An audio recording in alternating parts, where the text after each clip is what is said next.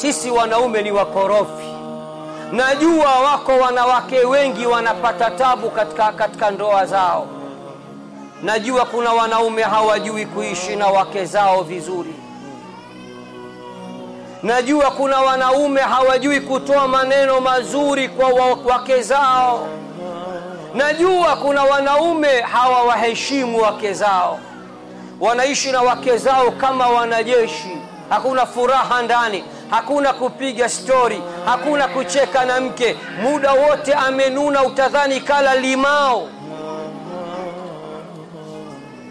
Lakini hakuna watu duniani wanasubira kama wanawake. Wafanyeni subira. Ukisema mbona yeye kwa hivi, sema mimi nafanya subira kwa ajili ya Allah ili upate janna siku ya kiyama. Na yeye kama anakudhulumu itakula kwake siku ya kiyama. Tumeelewana kina mama?